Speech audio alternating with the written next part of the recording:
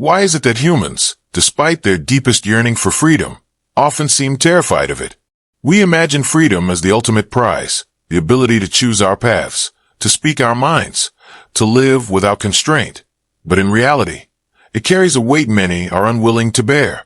Across history, we see it again and again, revolutions that began with the hope of liberation, only to end in new forms of oppression.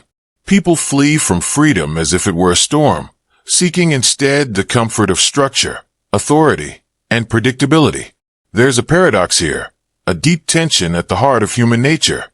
The very thing we claim to desire most, we often reject when it arrives. Erich Fromm, a German-born psychoanalyst and social philosopher, confronted this paradox in a way few others dared. Born into a world scarred by authoritarianism and global conflict, he observed the fragile human psyche under the weight of societal pressure. He asked a question that would define his life's work. Why does the human spirit, capable of thought, creativity, and moral judgment, so often choose submission over self-determination? Fromm argued that freedom is not merely the absence of chains. It is the presence of responsibility, and responsibility is terrifying.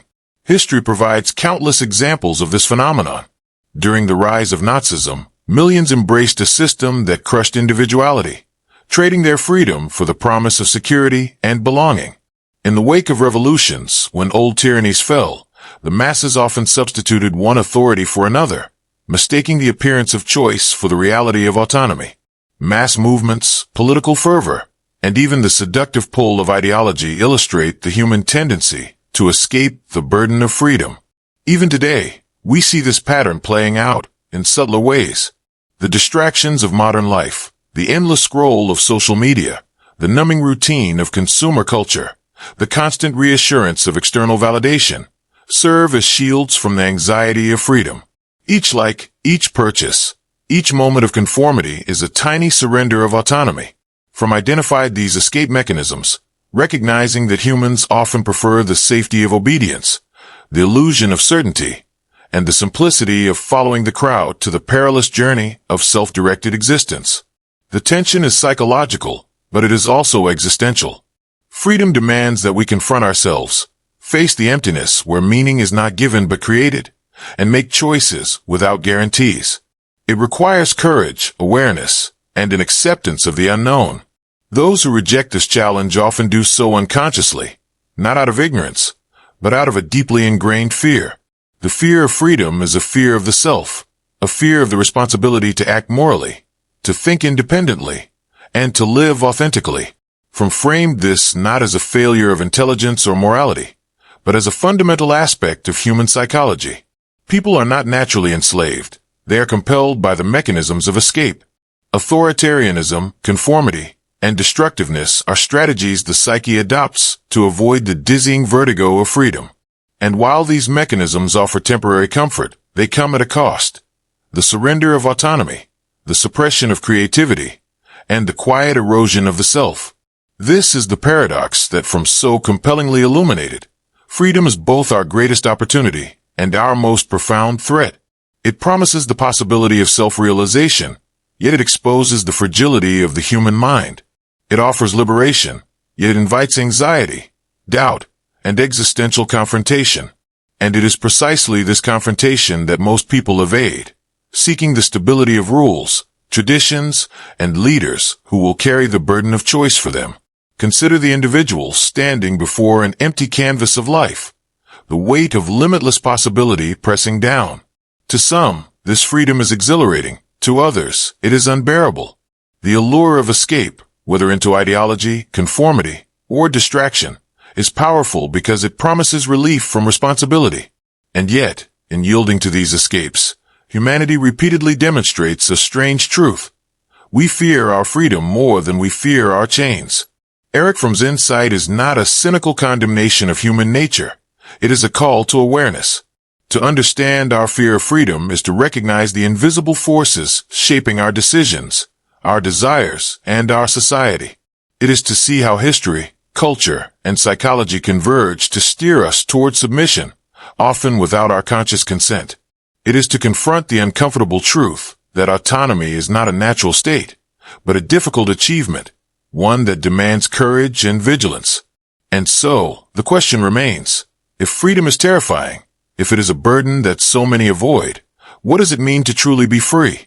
Fromm's work suggests that freedom is not a gift bestowed by society or government. It is not simply the absence of external constraints. True freedom is the act of becoming oneself, of thinking independently, of embracing moral responsibility, and of creating meaning in a world that offers none. As we explore Fromm's ideas further, we will delve into the mechanisms by which humans escape freedom, the psychological structures that reinforce obedience, and the societal forces that exploit our fear.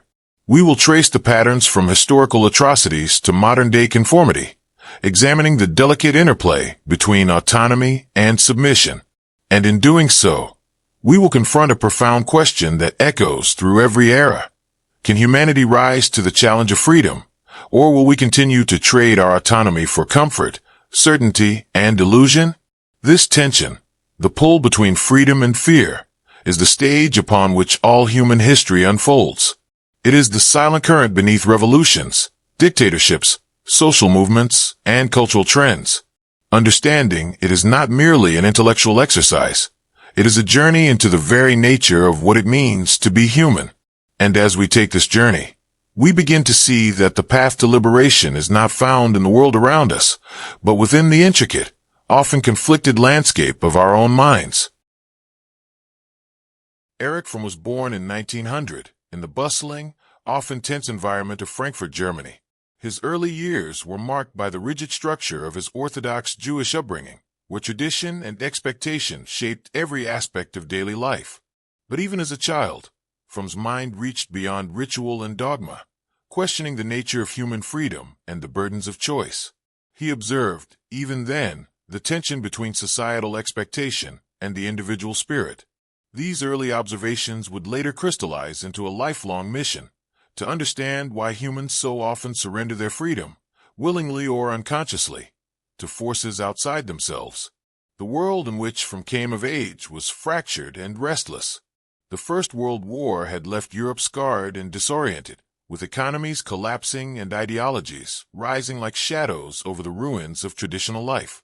Germany, in particular, became a theater for political extremism and social upheaval. Fromm witnessed the allure of authoritarian movements firsthand, as mass hysteria, nationalism, and propaganda swept through the population. The promises of certainty and security captivated millions who, like Fromm, had experienced the instability and existential dread of post-war society. Yet, in these same societies, he also observed acts of courage, resistance, and independent thought. These juxtapositions, the seduction of submission and the rarity of autonomy, would become central to his philosophical inquiry. Fromm's intellectual path was unconventional yet deliberate. He pursued psychoanalysis at a time when the field was dominated by Freudian thought, but he quickly distinguished himself by blending psychology with philosophy, sociology, and ethics. He was not content to understand the individual in isolation. He sought to understand the individual in the web of society, history, and culture. How could mass movements, economic turmoil, and social pressures shape the psyche, compelling humans to trade freedom for security? Fromm's curiosity was not merely academic, it was existential. He sensed an urgent need to decode the psychological mechanisms behind human submission before history repeated its tragedies. In the interwar period, Fromm observed with growing alarm the rise of Nazism. He saw how fear, alienation, and social instability drove ordinary people into the arms of an authoritarian ideology, willing to surrender moral autonomy for the promise of order. These observations became a living laboratory for his work, as he traced the psychological roots of tyranny, conformity, and fanaticism. Fromm began to articulate the central paradox that would define his writing. Freedom, while desired, is also feared, because it requires the individual to confront uncertainty, take responsibility, and act independently. Fromm's seminal work, Escape from Freedom, published in 1941, emerged from this intersection of history, psychology, and philosophy. In it, he dissected the dual nature of freedom: negative freedom, the absence of external constraints, and positive freedom, the capacity for self-realization and autonomous action. While society often celebrates the former, it is the latter that truly challenges the individual. Fromm demonstrated that when individuals lack the internal resources to embrace responsibility, they are psychologically predisposed to flee into authoritarian structures, rigid conventions, or destructive behaviors. He framed these tendencies not as moral failings, but as adaptive strategies, a means for the psyche to avoid the paralyzing anxiety of autonomy. Fromm's analysis was remarkable for its breadth and accessibility. He drew upon philosophy, tracing ideas from Aristotle to Kant, while simultaneously grounding his insights in the lived experiences of his contemporaries. He examined sociology, exploring how economic systems, social hierarchies, and cultural norms shaped the human psyche. He considered history, analyzing revolutions, fascism, and mass movements as manifestations of deep psychological currents. In doing so, he created a holistic understanding of freedom, submission, and human potential that transcended traditional disciplinary boundaries. What made Fromm's approach compelling was his insistence on seeing the individual as both a product of society and a conscious agent. He did not reduce humans to mere automatons reacting to external forces. Instead, he explored the tension between determinism and autonomy, revealing how people could act within constraints yet still possess the capacity for ethical choice, creativity, and resistance. This dual perspective, the individual and society, remains profoundly relevant today as we confront new forms of authority, mass influence, and psychological manipulation. Fromm's personal experiences, too, informed his perspective. He lived through the collapse of the Weimar Republic, the horrors of World War II, and the spread of totalitarian regimes across Europe. These historical realities were not abstract theories to him. They were lived experiences that shaped his understanding of human fear, compliance, and courage. He traveled, wrote, and taught in a world that seemed perpetually on the brink, always observing the delicate balance between liberty and submission. His work was a warning. Without self-awareness and the courage to embrace positive freedom, societies risk repeating cycles of oppression. In essence, Fromm invites us to contemplate the human condition not as a static truth, but as a dynamic tension. The tension between individuality and conformity, between desire for security and yearning for freedom, is the stage upon which all human history unfolds. By tracing this tension, Fromm bridges psychology and philosophy, history and ethics, offering not just explanations, but a call to conscious living. He challenges us to see our fear of freedom, recognize the mechanisms we adopt to escape it, and summon the courage to act autonomously. As we move further into Fromm's insights, we begin to explore not only why humans fear freedom, but how they escape it. We examine the strategies of authoritarian submission, the seduction of conformity, and the subtle psychological traps that society lays before us. Fromm's life and thought offer a lens through which to interpret the patterns of history, the dynamics of power, and the quiet compromises we make every day. In understanding his journey, we prepare ourselves to confront our own, to recognize the cost of avoiding freedom and the possibilities that lie in embracing it fully. Fromm's legacy is both cautionary and aspirational. He teaches that freedom is not merely a political or legal condition, but a psychological and moral challenge. It demands awareness, courage, and continuous effort.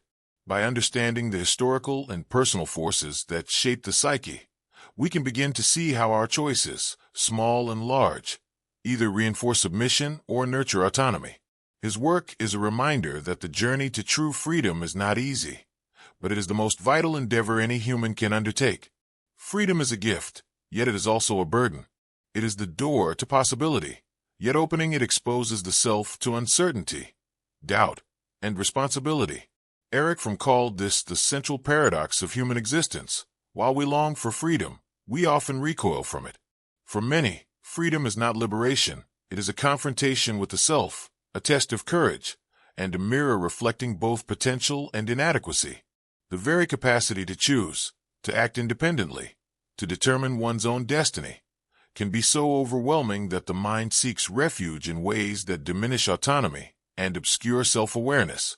Fromm identified several psychological mechanisms that humans deploy to escape the weight of freedom. One of the most pervasive is authoritarian submission. In this strategy, individuals surrender their will to an external authority, a political leader, a religious figure, or even a rigid ideology. History is replete with examples. The rise of fascism in Europe, the unquestioning loyalty demanded by totalitarian regimes, and the mass adherence to charismatic figures whose promises offer certainty in place of moral responsibility. In these cases, surrendering autonomy becomes psychologically comforting. It relieves the individual from the burden of choice, replacing it with obedience and the illusion of security. Closely related is the tendency toward conformity to social norms. Humans are social creatures, and belonging carries evolutionary significance. Yet this instinct, when taken to extremes, can suppress individuality and critical thought. Social pressure nudges people into predictable roles, dictating behavior, belief, and even desire. From observed that conformity is not merely a social phenomenon. It is a psychological strategy for avoiding freedom's anxiety. By adhering to expectations, the individual escapes the responsibility of self-definition, merging instead into the collective, often at the cost of personal authenticity. Another escape is destructiveness, a mechanism that externalizes inner conflict. When freedom evokes anxiety or uncertainty, some individuals respond by seeking control through aggression, domination, or the undermining of others. Destructiveness becomes a perverse form of autonomy, a way to assert power without embracing self-reflection or responsibility. From authoritarian leaders to the casual cruelty of social hierarchies, this pattern repeats across time and culture, a reminder that the fear of freedom can warp the psyche into forms both subtle and catastrophic. From also described subtler mechanisms, dependency, fanaticism, and escapism. Modern society provides countless avenues for these behaviors. Addiction to social media validation, the pull of consumer culture, or immersion in ideological echo chambers. In these spaces, autonomy is traded for comfort, and the burden of thought and choice is outsourced to algorithms, trends, or group consensus. These patterns mirror the historical examples from analyzed but operate with a quieter, almost invisible force. They are the psychological currents that steer behavior, often unnoticed, eroding the capacity for self-directed action while promising the illusion of safety. The paradox of freedom lies in its dual nature.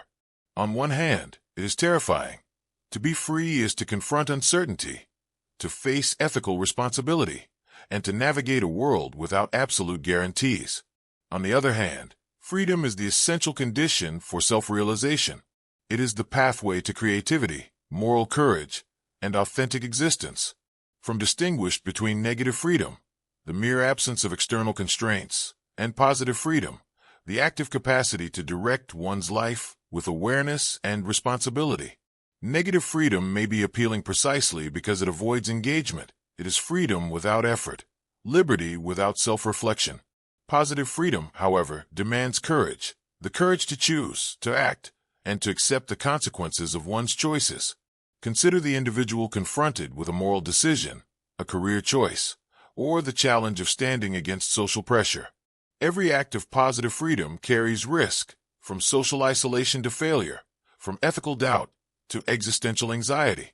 Yet it is in these acts, Fromm argues, that life becomes meaningful, that the individual asserts their existence, and that society has a chance to cultivate genuine autonomy. The paradox is that the very thing we fear most, our own responsibility, also contains the seed of our greatest potential. Historical examples illuminate these concepts with startling clarity. In Nazi Germany, citizens often found comfort in submission, avoiding the psychological burden of critical thought. During revolutionary upheavals, masses sometimes traded one form of oppression for another, illustrating the seductive power of escape mechanisms. Conversely, acts of resistance, moral courage, and independent thinking, though rare, reveal the profound possibility inherent in embracing freedom. These patterns are not confined to the past. Today, the mechanisms persist, more insidious and pervasive than ever. Corporate cultures dictate conformity under the guise of efficiency. Social media amplifies herd behavior, rewarding compliance and punishing deviation. Mass media, advertising, and political messaging shape desires, fears, and even perceptions of reality. Across these arenas, the fear of freedom manifests quietly, yet powerfully. Fromm's insights challenge the assumption that humans are naturally autonomous. Rather, they are caught in a tension between the desire for independence and the instinct for security. The fear of freedom is not a moral failing. It is a psychological reality, deeply rooted in the need for stability, certainty, and social belonging. Yet recognizing this fear is the first step toward overcoming it. Awareness allows the individual to discern when submission is a choice and when it is an unconscious escape. It permits reflection on the subtle forces that shape behavior, both historically and in the modern context. Ultimately, the paradox of freedom is a test of human consciousness. To accept freedom fully is to confront the unknown, to navigate responsibility without recourse to easy answers, and to embrace the ethical dimension of choice. Positive freedom is demanding. It requires vigilance against conformity, courage against authority, and resistance to internal and external pressures to surrender. Yet it is in this demanding path that authenticity, creativity, and moral integrity emerge. The terror and the opportunity are inseparable. Fear is the shadow that defines the contours of true freedom. The question that haunts Fromm's work, and haunts us today, is this: if humans are naturally drawn to submission, if the allure of escape is constant and potent, can society ever cultivate genuine freedom? Or are we trapped in cycles of self-imposed limitations, oscillating between the comfort of obedience and the anxiety of choice? The tension is both personal and societal, echoing across generations and shaping the trajectory of history. Understanding it is essential not only for individual liberation, but for the health and morality of the collective. Freedom is a terrain of paradox. It terrifies because it demands courage, yet it illuminates because it enables self-realization. It can be evaded through submission, conformity, destructiveness, or dependency. Yet these evasions carry a silent cost: the erosion of potential, the diminishment of consciousness, and the perpetuation of cycles of control. Fromm's thesis reminds us that embracing freedom is a psychological endeavor as much as a social or political one. It requires self-awareness, ethical reflection, and the willingness to confront the tension between safety and responsibility. And so, we are left with a profound challenge: to recognize the mechanisms we adopt to escape freedom, to confront the fear that drives these escapes, and to take deliberate steps toward authentic autonomy. To live fully is to embrace positive freedom, to risk the discomfort of responsibility, and to cultivate the capacity for independent thought, moral courage, and creative action. The path is neither easy nor guaranteed, but it is the only path to the profound fulfillment and ethical integrity that define a truly liberated life. Today, Erich Fromm's insights resonate with startling clarity. The mechanisms that once drove humans into authoritarian submission, conformity, and destructive behaviors have evolved, adapting to the complexities of the modern world. Freedom remains both a gift and a burden, but the landscape has shifted. The digital age has created a subtle, pervasive form of control: mass consumerism, surveillance culture, algorithmic influence, and ideological echo chambers. Every click, every like, every curated feed nudges the psyche toward comfort, conformity, and passive submission. The anxiety of freedom persists, but it now wears the mask of convenience, entertainment, and validation. Social media, perhaps more than any other institution, exemplifies this tension. It promises connection, self-expression, and community, yet it often delivers the opposite. The constant pursuit of external validation transforms autonomy into dependence, as individuals measure worth through the fleeting approval of others. Algorithms manipulate attention, feeding the mind a diet of certainty and repetition, reinforcing beliefs rather than encouraging critical thought. In this subtle but pervasive way, the modern individual can surrender freedom without ever noticing, trading independent judgment for psychological comfort. Consumer culture plays a similar role. The endless cycle of acquisition, status, and distraction offers a temporary refuge from the weight of choice. Decisions about what to buy, where, or consume become stand-ins for the deeper act of self-determination. By focusing on external objects, the individual avoids the internal confrontation that true autonomy requires. The fear of freedom manifests in the substitution of material security for moral and psychological responsibility. Even as society celebrates personal liberty, it quietly channels behavior into predictable, easily influenced patterns, preserving control while maintaining the illusion of choice. Political polarization and ideological extremism illustrate another contemporary expression of Fromm's thesis. In a world of constant information overload, certainty becomes a refuge. People cling to narratives, often rigid and unyielding, that relieve them from the responsibility of independent judgment. The mechanisms of escape, submissive adherence to leaders, conformity to group ideology, and the rejection of nuance, are the same strategies Fromm described in the past, but amplified by modern technology and media. Fear of uncertainty drives alignment with dogma, while the discomfort of freedom is mediated through collective belief rather than personal reflection. Yet within this environment of subtle constraint, the potential for positive freedom endures. To embrace it requires awareness, courage, and deliberate effort. True autonomy begins with self-knowledge, the capacity to recognize one's fears, biases, and patterns of escape. It demands moral courage, the willingness to act ethically, even when doing so incurs risk, criticism, or isolation. It requires creativity, the commitment to think independently, to imagine alternatives, and to innovate in thought and action. It calls for critical thinking, the discipline to question assumptions, analyze influence, and resist manipulation. Positive freedom is not merely an absence of restraint. It is the active, conscious engagement with life, demanding both responsibility and risk. The beauty of embracing freedom lies in its paradox. The same uncertainty that evokes anxiety also creates possibility. The tension between fear and autonomy is what shapes character, fuels innovation, and enables authentic existence. History offers countless examples.